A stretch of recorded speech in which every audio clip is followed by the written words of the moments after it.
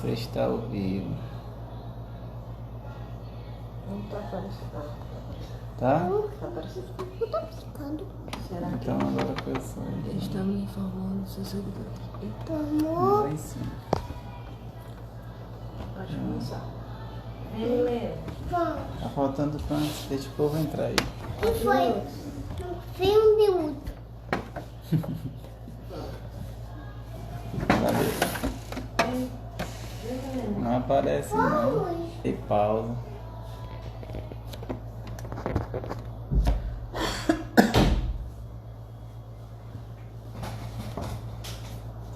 Quando tiver faltando uns 7h35, aí tu me dá um toque mais ou menos.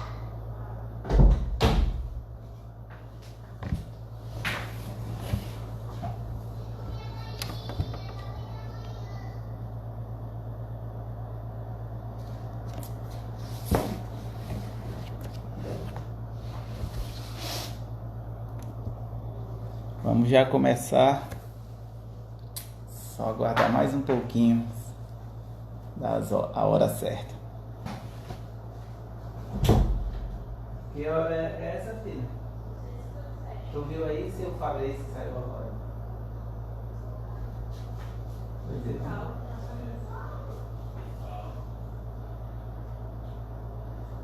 Depois disso, para excluir essa coisa de lá.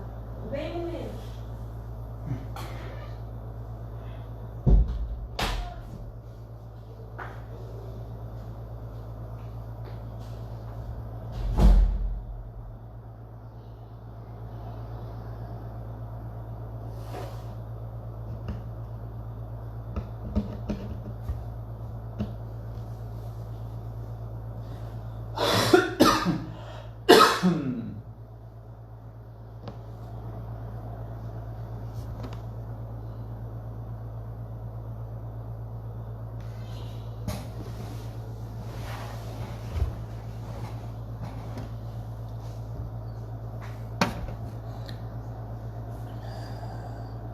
Oi, uma boa noite a todos. Boa noite aos amigos aí que estão nas redes sociais, que vão ver esta palestra agora, hoje, nossa conversa. E posteriormente, quando ela estiver gravada, também poderão acompanhar, né? Esperamos que Jesus nos abençoe a todos e facilite o nosso entendimento, a nossa conversa, direcionando da melhor forma possível a nossa fala.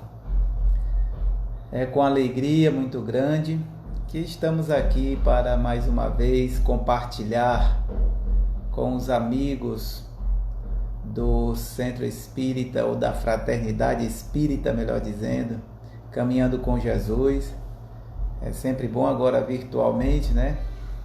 Mas esperamos que em breve possamos estar visitando novamente a casa, porque é um lugar assim muito acolhedor e de muitos amigos. É sempre um prazer grande estar ali. Meu nome é Everton Costa, como alguns já sabem, né? E nós somos trabalhador da Casa Espírita, do Centro Espírita A Caminho da Luz. Também damos uma pequena contribuição, muito pouca, ali na Federação Espírita do Piauí, piauiense. Mas, e também estamos vinculados à UD Norte, uma organização vinculada à Federação, né, do Movimento Espírita, da Unificação Espírita do Movimento Espírita Piauiense, da qual o Centro Espírita, a Fraternidade Espírita Caminhando com Jesus, também faz parte, né? Nós, então, vamos nos preparando para dar início à nossa atividade da noite de hoje, buscando agora elevar o pensamento a Jesus, para fazermos uma prece e logo após daremos início à nossa conversa. Então vamos buscar a imagem do nosso Mestre amado e querido,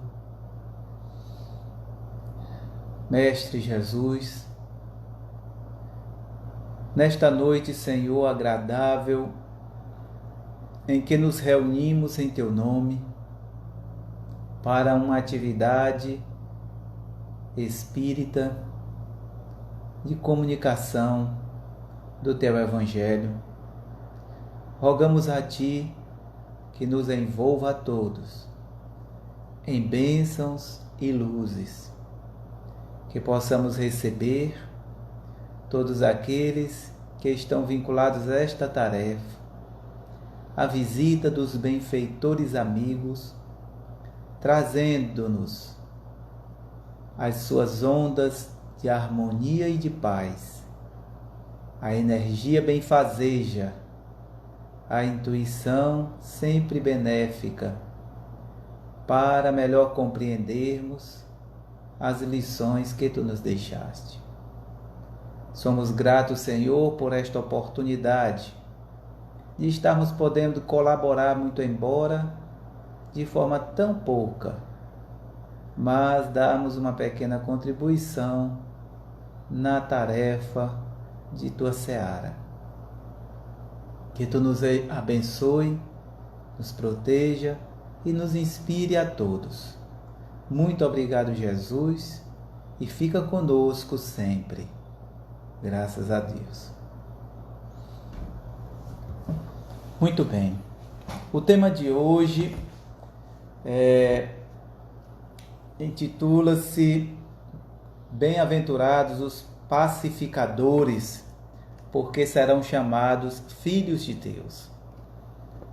É uma das frases que constam no Sermão da Montanha. E o Cristo, então, colocou-a como uma meta para todos nós. É muito interessante entendermos esta frase, contextualizando-a à época em que o Cristo a colocou. Havia naquele povo hebreu uma cultura rica, né? Dentro daquele conhecimento religioso trazido por aquele povo, uma diferença entre quando as pessoas fossem chamadas de filhos ou não. Hoje em dia a gente sabe, todos, e também naquela época, todos somos filhos de Deus. Mas ele fez uma diferença: bem-aventurados os pacificadores, porque serão chamados filhos de Deus. Então há uma condição aí, para que possamos ser chamados filhos de Deus, era necessário ser pacificador. E então os demais seriam o quê? Não tem tanta gente que trabalha pelo bem da humanidade, tanta gente que busca exercer sua tarefa, mas naquela época, filho de Deus só seriam essas pessoas mais escolhidas, ou que conquistaram essa condição. Daí, inclusive, quando o próprio Cristo se intitulava Filho de Deus, ele era execrado pelos fariseus, né? Pelos religiosos da época, porque entendiam isso. Então, de uma forma geral, aquele que seguia a Torá, que seguia a lei, que buscava seguir à risca aqueles mandamentos, muito embora muitos deles estivessem mais vinculados à questão material do que espiritual propriamente dito, eles se intitulavam servos de Deus. Eram servos. Inclusive, os próprios profetas, alguns reis, como Davi, eles se colocam como servos, serviam a Deus. E o Cristo não. O Cristo já se coloca como filho de Deus. Ou seja, essa diferença, embora de certa forma passa-nos despercebida, mas tem um grande significado para a época, porque o servo ele está na casa do Pai ou do Senhor a serviço para receber algo, um salário que seja o alimento, o pão de cada dia, uma vestimenta, uma proteção. Ele está ali com o objetivo de receber alguma coisa. Então esse é o servo. Porém o filho não. O filho está na casa do Pai, na sua morada, em comunhão profunda com o próprio Pai ou com Deus. O filho, ele já comunga dos pensamentos, da vontade do Pai. Então ele realiza as coisas por amor ao Pai, não esperando a paga que lhe seria devida, mas ele o faz por amor a Deus, por amor às criaturas, à criação divina. Então ele está numa comunhão perfeita com o próprio Deus. Daí o Cristo se intitular Filho de Deus, porque já estava nessa comunhão, né? E então esses se tornam o verbo divino na linguagem bíblica. Serão aqueles que executariam ou executam a própria vontade de Deus, né? Então o verbo são os espíritos que já realizam a vontade do Pai, porque comungam com Ele dos seus pensamentos, da sua vontade. Daí, João, no início do seu evangelho, dizer que o Verbo se fez carne e habitou entre nós, que é justamente o Cristo que realiza a vontade do Pai, está em comunhão com Ele, é o Verbo divino, e se materializou na terra, ou melhor dizendo, encarnou entre nós para realizar a sua missão. Então o Cristo é Filho. Nós que estamos ainda muito longe dessa condição, somos servos, e olhe lá, não é? Quando a gente realiza a tarefa que nos é colocada, tarefa no bem, seja em qualquer lugar, em qualquer religião, em qualquer época, de qualquer forma, uma tarefa no bem, nós estamos sendo servos, né, de Deus. Mas muitas vezes a gente nem servo é ainda, né? Somos às vezes adversários da vontade divina, quando realizamos coisas que vão de encontro à lei de Deus. Então, quando nós não estamos andando de acordo com a lei, nós estamos nos embatendo com ela, nos tornamos, de certa forma, adversários. E a palavra adversário naquela época era Satanás, veja só, não é? Então é muito grave essa questão. A gente tem que pensar para que a gente possa nos tornar verdadeiros servos, a caminho de nos tornarmos filhos de Deus. Bom, então ele coloca a questão do pacificador como um bem-aventurado. Por quê? Porque será chamado filho de Deus. Estará em comunhão com essa energia cósmica, com o Criador do cosmos, né? Com o Pai maior.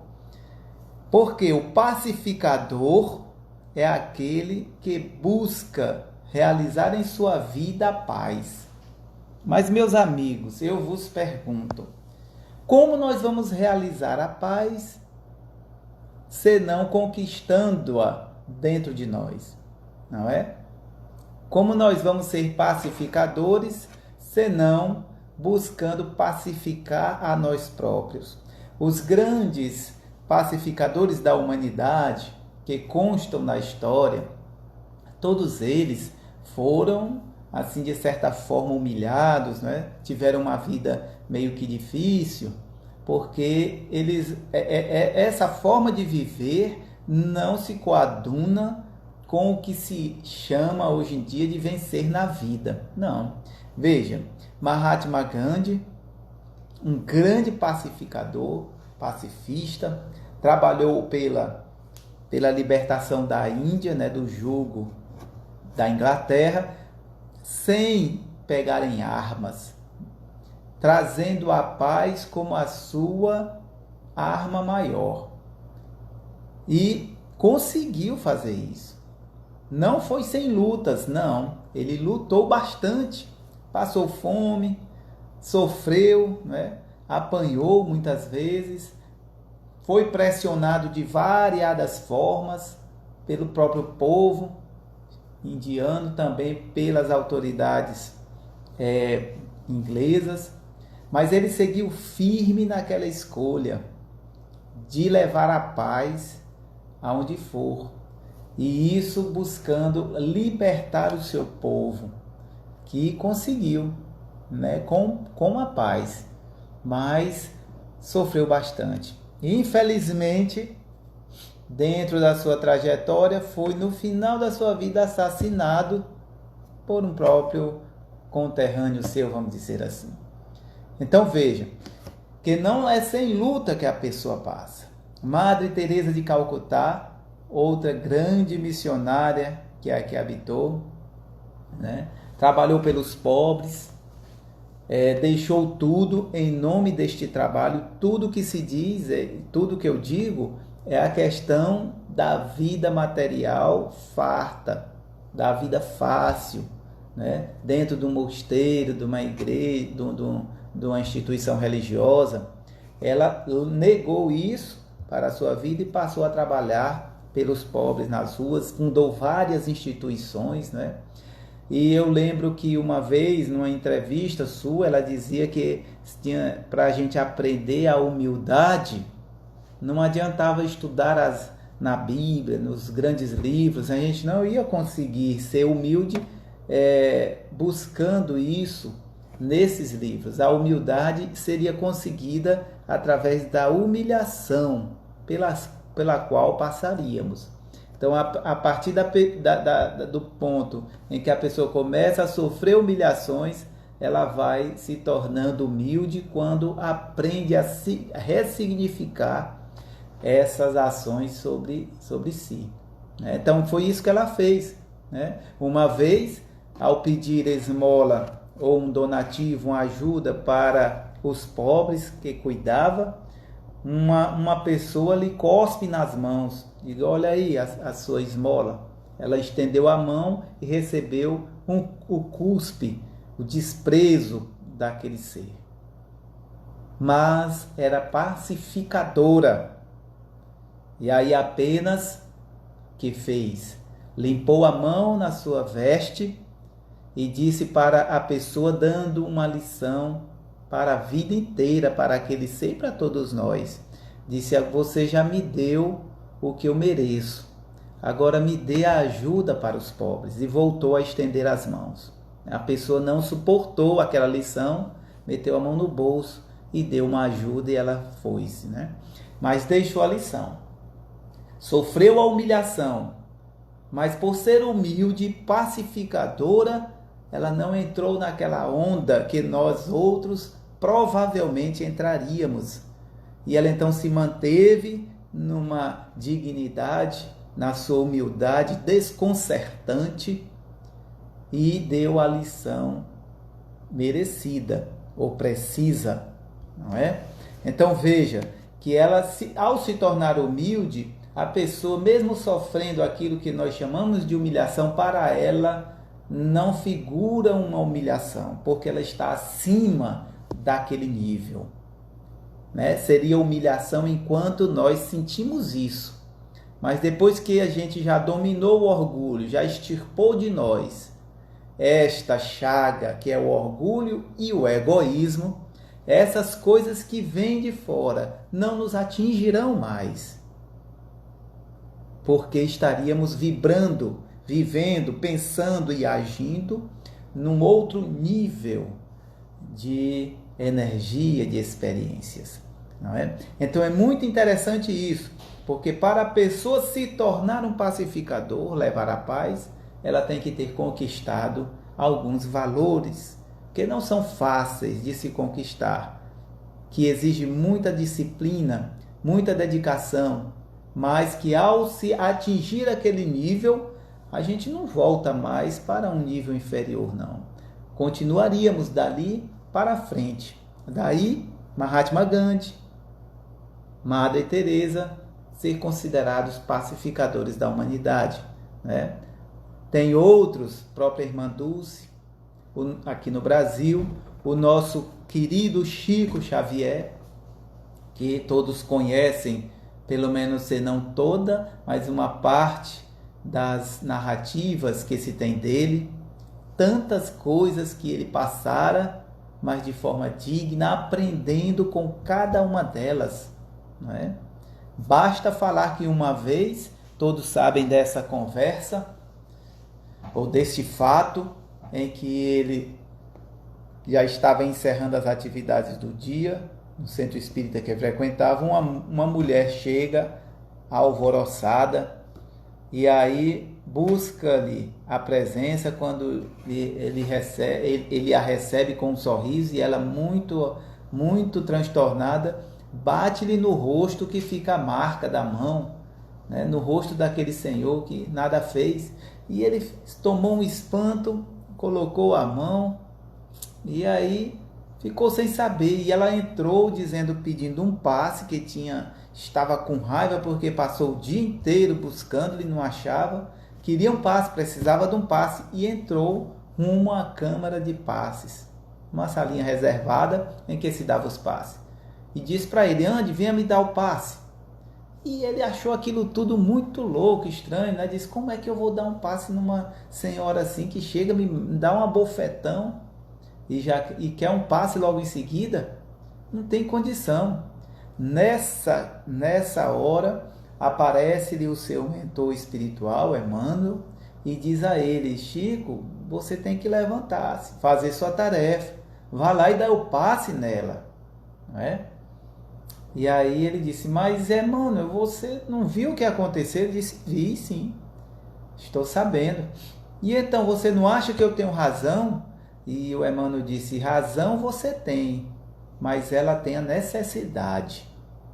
E aí deu uma lição de humildade ao Chico, que percebeu e voltou a sua energia ao normal, percebendo a necessidade daquela irmã. Se voltou então para ela e foi dar-lhe o passe com muito boa vontade, superando a própria dificuldade de ter recebido aquele tapa no rosto de forma injusta. Mas quem foi que disse que as grandes almas passariam pela terra sem arranhões, não é? Nós todos vamos levá-los. O grande problema é que, no nosso nível evolutivo, nós ainda nos encontramos muito aquém dessas experiências daqueles que já atingiram o ponto de serem chamados filhos de Deus.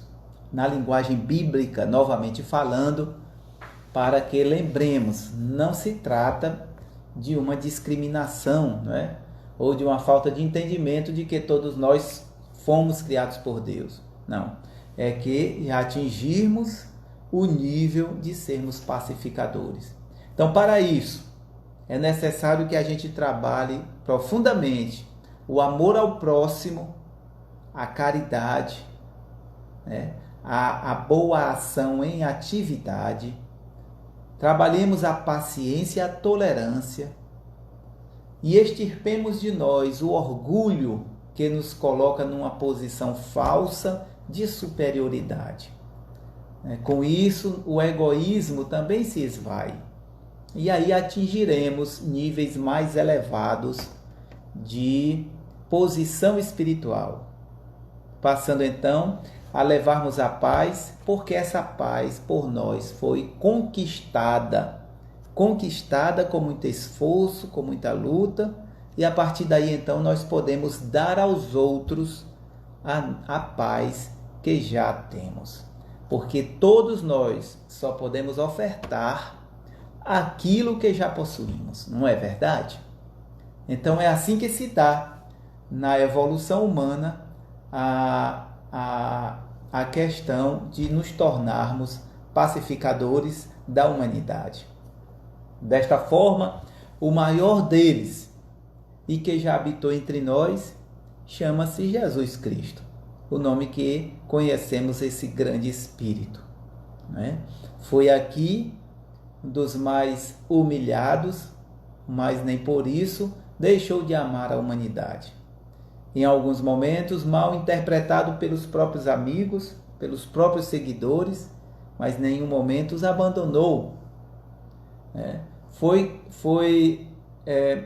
preso, foi torturado e morto pelos próprios conterrâneos, pela própria raça em que nascera, mas nem por isso deixou de perdoar no momento extremo.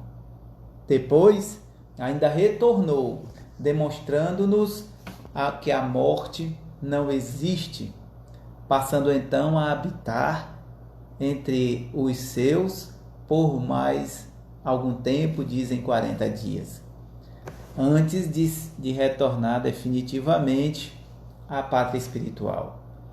Mas vejam, este ser trouxe-nos a paz. Não quer dizer que ele foi uma pessoa passiva do ponto de vista de ação. Não parou um minuto que seja na sua curta existência terrena. Foi ativo em muitos momentos. Foi inclusive duro em algumas lições que dera para todos nós. Mas amoroso, cuidadoso, piedoso, caridoso em todas elas, né? Jamais nos deixou a sós. Receber esta tarefa de levar a humanidade a um bom termo, das mãos do próprio Deus, e por ser filho dele, aceitou a tarefa com muito amor e a ela se dedica para que a humanidade possa avançar cada vez mais. Então este Espírito, que para nós é o governador do nosso planeta, entendemos assim, é e foi o maior pacificador que já conhecemos.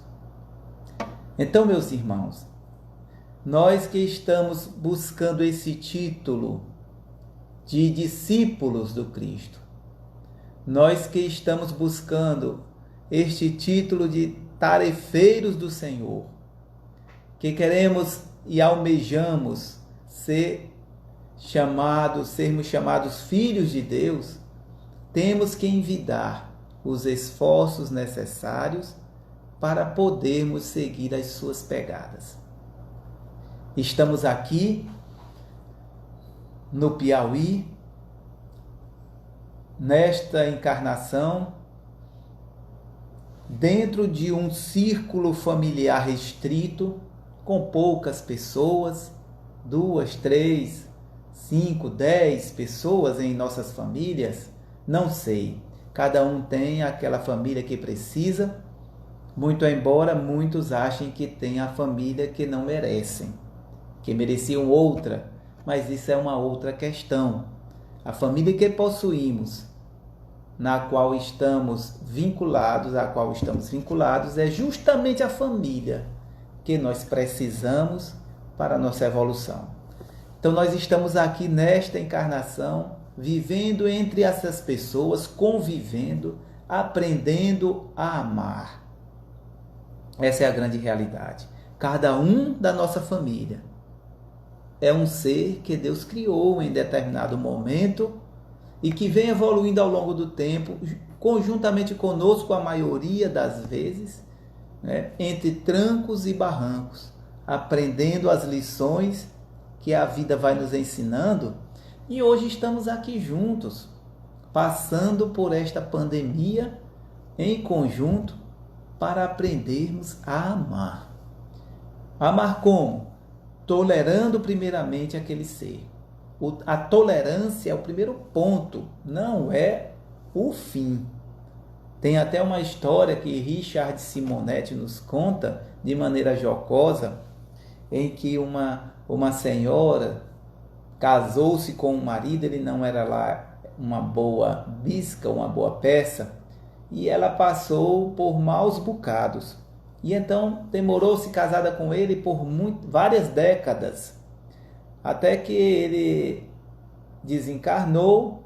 Logo depois ela também foi, né, fez a passagem, e ao ser recebida no plano espiritual, aí depois da sua adaptação, lá naquela vida nas colônias, que são várias, aí ela foi chamada a poder iniciar um planejamento para a próxima encarnação.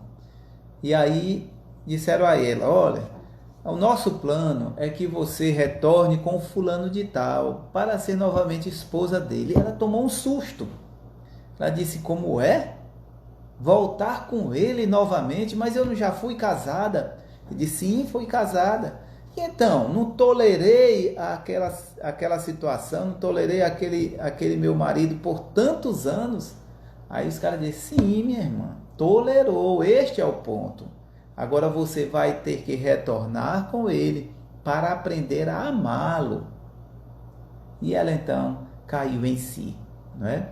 Então todos nós estamos aqui numa primeira experiência de tolerância com aqueles a quem nós não temos, assim, vamos dizer, muitas afinidades. E aí, ou a afinidade, o amor adoeceu, porque muitas vezes o que ocorre é isso. Dentro dos nossos relacionamentos, a gente pensa que temos a posse do outro e que o outro deveria realizar aquilo que nós queremos. Que não podemos, aí volta a questão do orgulho, que não podemos ser desmerecidos, ou que não temos o direito, ou melhor dizendo, que não temos a condição de sofrer em nossas decisões a contradição. Então, muitas vezes, aqueles a quem amamos, de repente, não fazem aquilo que a gente acha que deveriam fazer. De repente, realizam coisas que magoam-nos, que atingem o nosso orgulho profundamente. Isso aí não é possível. Na nossa mente, isso aí seria um ultraje, uma traição profunda, que não merece consideração, que não merece, melhor dizendo, um perdão, que merece então a pessoa nossa total desconsideração. E aí, quando a gente está nessa onda profunda, muitas vezes a saída é colocar-nos em contato novamente dentro de uma mesma família, a fim de que o véu da carne possa arrefecer esses sentimentos e que uma nova oportunidade de amor possa surgir, né? E aí nós somos colocados aqui e não entendemos o motivo de termos determinadas rixas, queixas com um ou com outro. Mas isso está em nós, tem que ser trabalhado em nós. E aí, como nós já somos conhecedores dessa maravilha que é o Evangelho, e hoje em dia o Espiritismo, a tarefa maior de transformação é nossa, não é? A cobrança é em cima de nós, a nossa própria consciência nos cobra isso, para que a gente passe então a amar aquela criatura conforme ela é, do jeito que ela é, com suas qualidades, que devem ser muitas, e também com seus defeitos, que devem ser poucos. E nós também devemos ser amados da mesma forma, com nossas qualidades e nossos defeitos, porque estamos em ascensão. Mas ainda trazemos em nós essa mazela que é o orgulho. O orgulho e o egoísmo, elas geram tudo. Então nós devemos trabalhar com isso, sem nos violentarmos demasiadamente, sem achar que não valemos nada. Não é isso. A proposta do Cristo não é nos embotarmos, não é de nos condenar, não. A proposta cristã do Cristo verdadeira é de nos transformarmos, nos libertarmos através da verdade e do amor, não é? Essa é a grande proposta. E aí, para seguirmos isso, aí nós temos que passar por determinadas situações, experiências que muitas vezes vão ser difíceis, algumas dolorosas e outras tantas alegres, fáceis, prazerosas. E então nós vamos, durante esse momento em que estamos vivenciando as lições mais difíceis, que seriam as mais importantes para a nossa própria transformação, necessárias para domarmos este homem velho que ainda teima em existir, aí nós vamos ter, muitas vezes, que lançar mão de Jesus, né?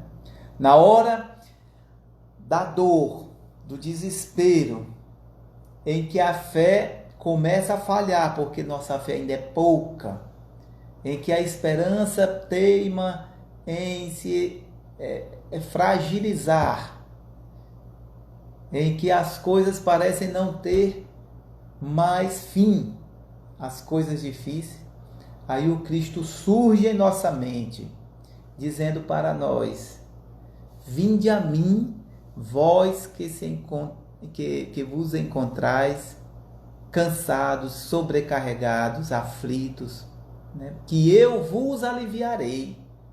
Veja, o Cristo, governador do planeta, Filho de Deus, chamado, que aceitou das mãos do Pai a tarefa de nos levar a todos a um bom termo, que afirmou com todas as letras que daquelas ovelhas que o Pai vos confiou, nenhuma se perderia, chega para nós e diz: vinde a mim, né?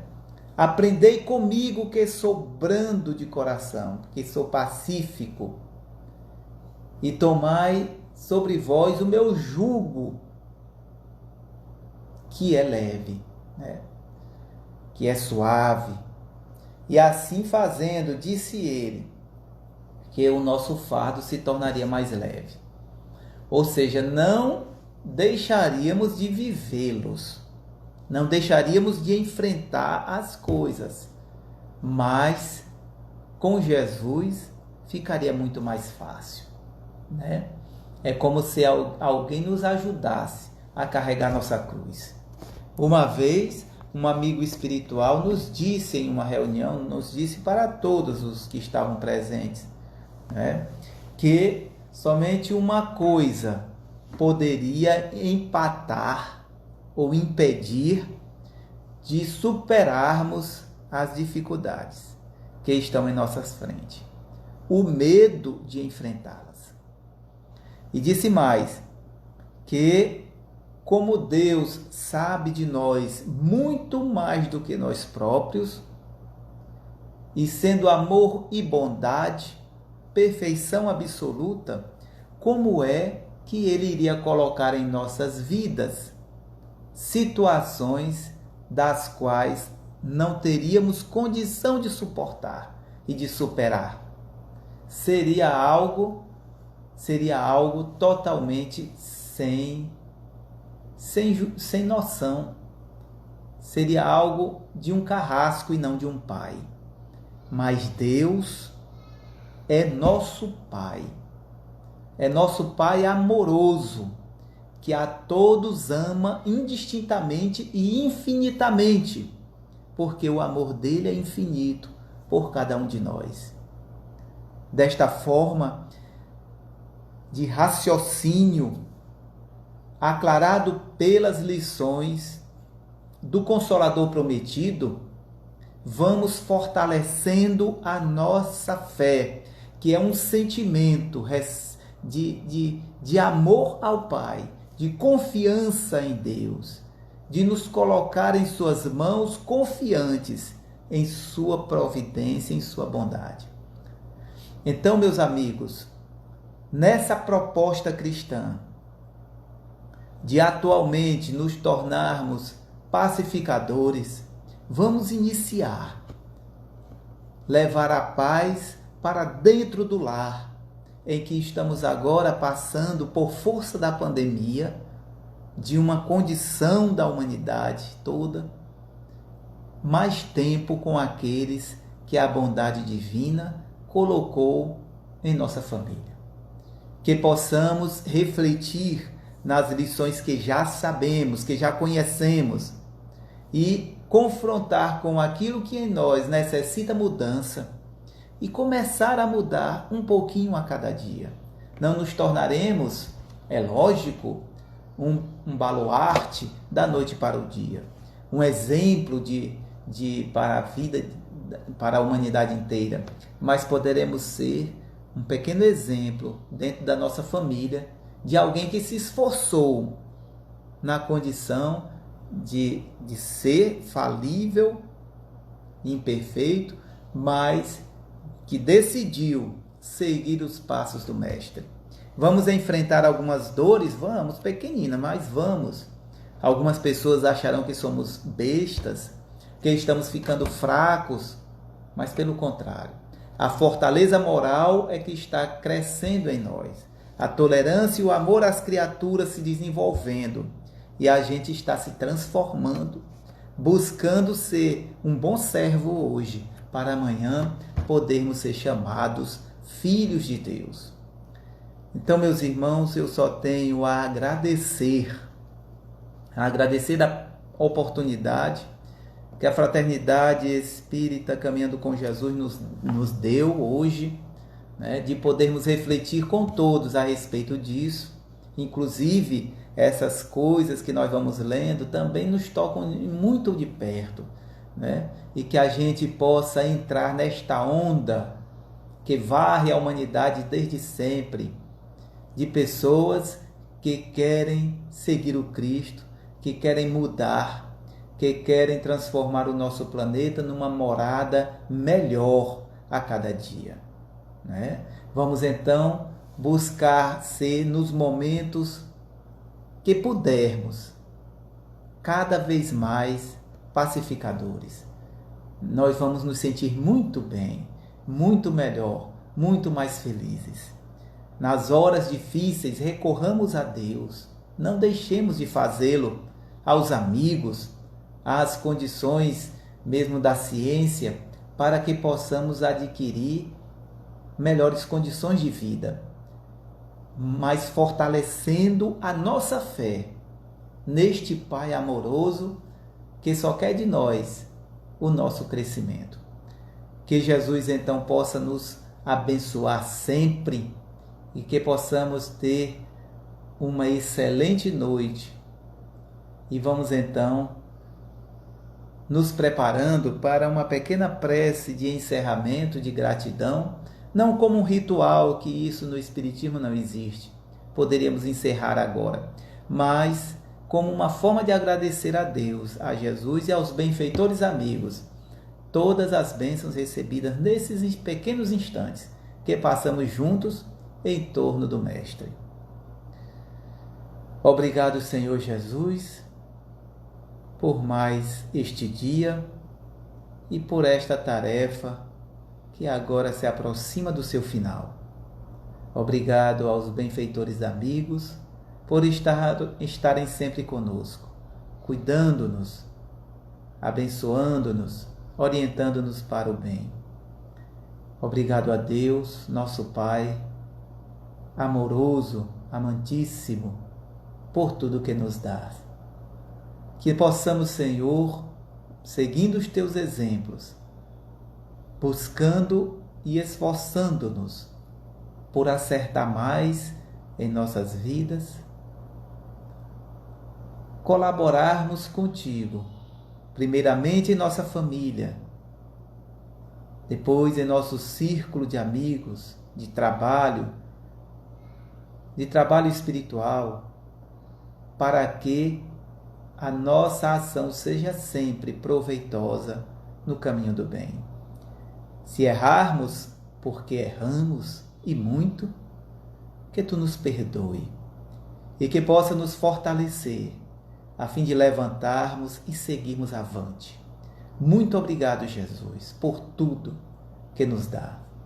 Fica com cada um de nós, que tenhamos uma noite excelente para o corpo físico de descanso e para o espírito de atividade no bem, de aprendizado e estudo no plano espiritual. Muito obrigado, que Jesus fique com todos. Graças a Deus. Então, até a próxima oportunidade, meus irmãos. Um grande abraço fraterno a todos. Muita paz.